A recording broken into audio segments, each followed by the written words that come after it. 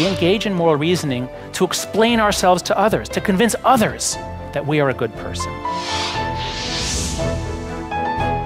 So we're always able to reach the conclusion that we want to reach.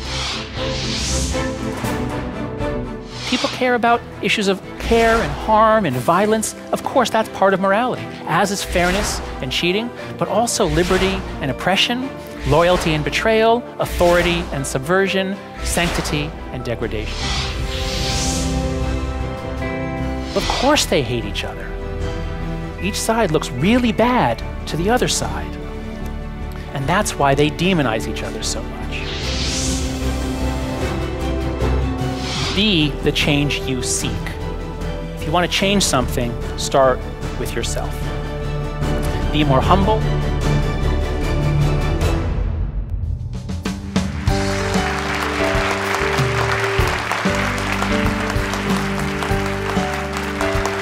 감사합니다. 안녕하세요. It is a pleasure and an honor to be here at Chang'an University. Now, of course, speakers always say it is a pleasure and an honor to be here, so how do you know that I'm telling the truth? I assure you that I am, and I'll give you two reasons. The first reason is professional. I study moral psychology, and I'm spending 3 months traveling across Asia, studying how Asia is changing, how capitalism is changing. And no country is more interesting than Korea. No country has embraced capitalism more firmly and successfully. No country has been transformed by it more quickly. No country has a bigger generation gap. So this is a fascinating country. I am thrilled to be here. A second reason is more personal. My wife is Korean American. My father-in-law was born in 1928. His parents died when he was very young, so he grew up poor under the Japanese occupation. He was very resourceful, very hardworking. He taught himself English. He made himself useful to the American Army. And through that means, he found a sponsor who took him to America for college. He then went on for a PhD in economics. And my mother-in-law, Kim Hyul, was the daughter of a very prominent independence leader under the Japanese occupation.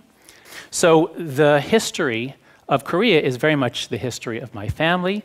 I'm here now in Seoul with my wife and our children.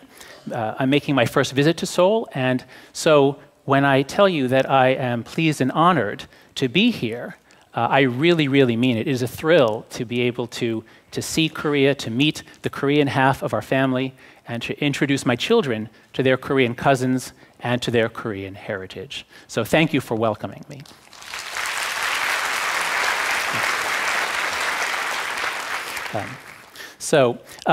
The theme of my 2 talks, I'm giving 2 talks. The theme is that moral psychology is absolutely essential for understanding social problems, for understanding the problems that affect democratic societies and how to make them better. In the first talk, I'm going to focus on moral psychology, my main field of study. I'll give you an overview of how it works, and I'll apply it to the problem of political polarization. Then, in the next talk, I'll take the same perspective of moral psychology and apply it to matters of economics and business and really capitalism in the most general sense. So let's begin. In America, we love democracy. We think we invented it. I mean, the Greeks, made some progress thousands of years ago, but we are the ones who really gave it to the world. And we believe that every country, no matter what its situation, should become a democracy today. Now, we have an idealized vision of what democracy looks like.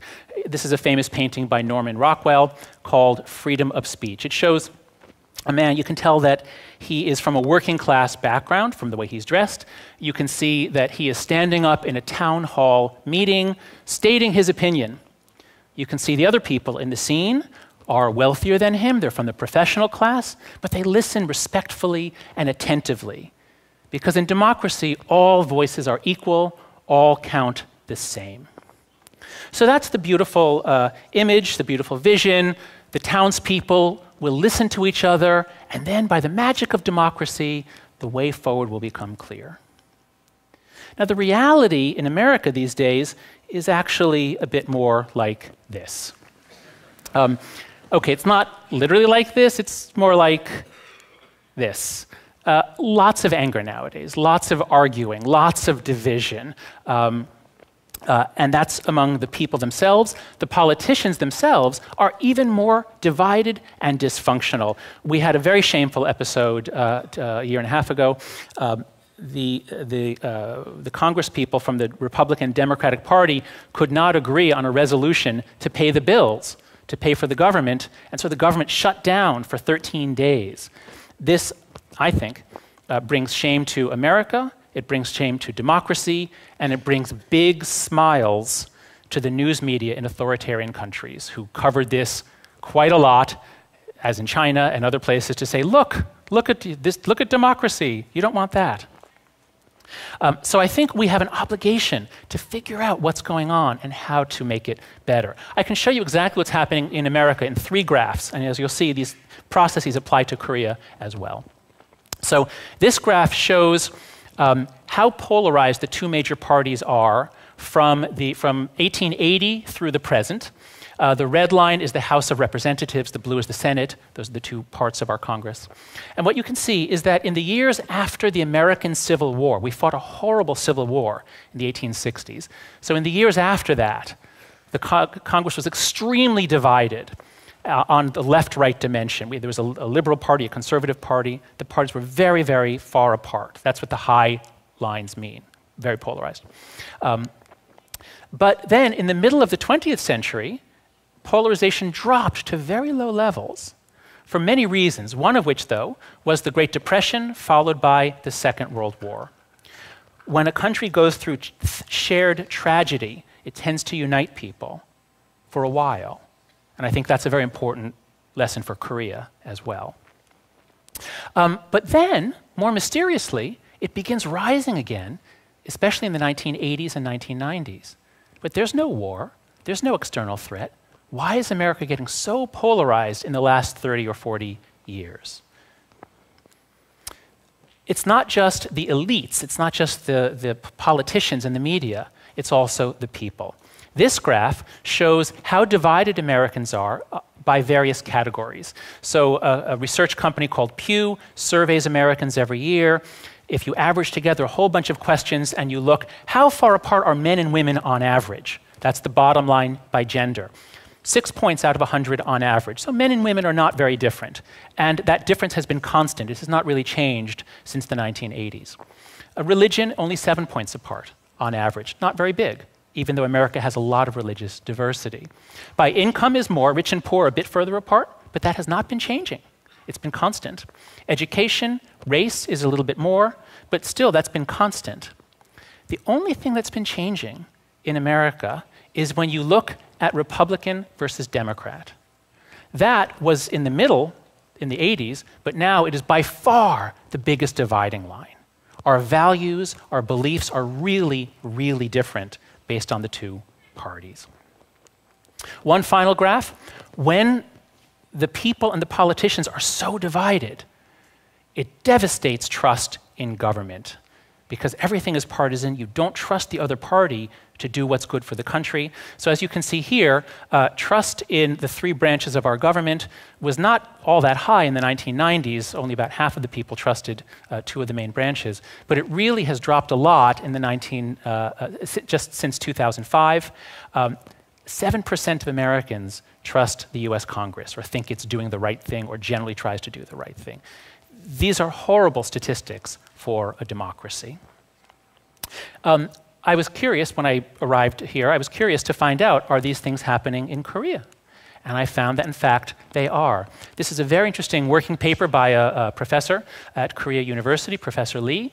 And Professor Lee has studied many of the same statistics for Korea. And here is the abstract of his paper. He says, like other young and emerging democracies in East Asia, South Korean democracy has been hampered by various social divisions, such as regional cleavages, generational gaps, and ideological polarization.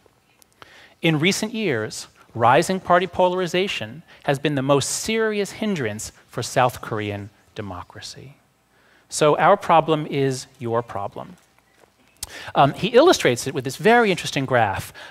So this shows the average, if you array the political parties based on where they are on a left-right dimension, based on their policy positions.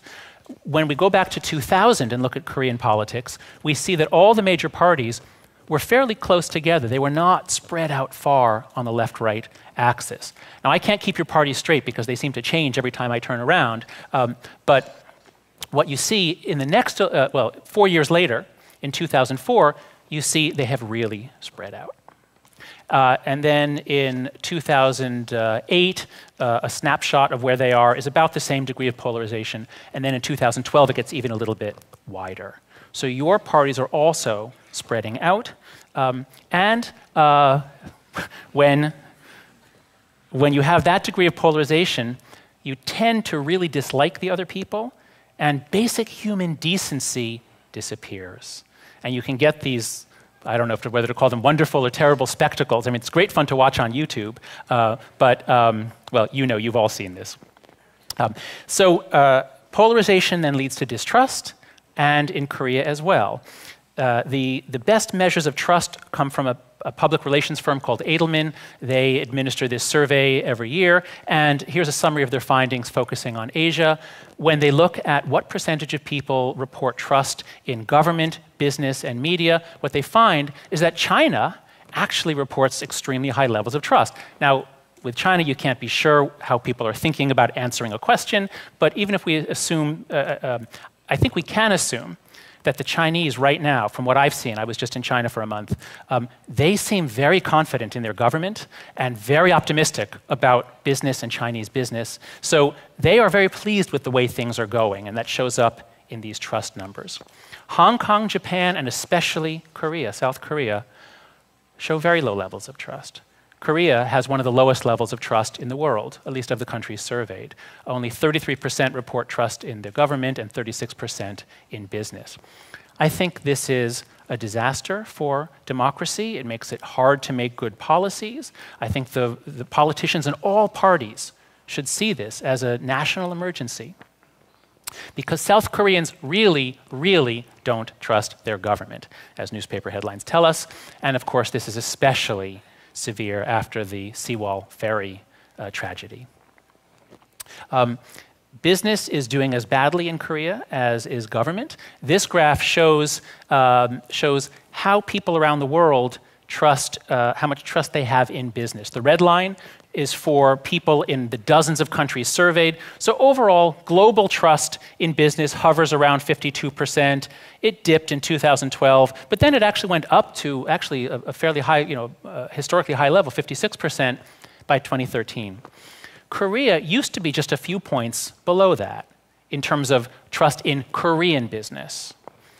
But I don't know what happened around 2011 and 2012, Koreans are now extremely cynical about business. And I believe when they're answering the questions, I believe they're thinking about big business. Usually there's more trust in small business.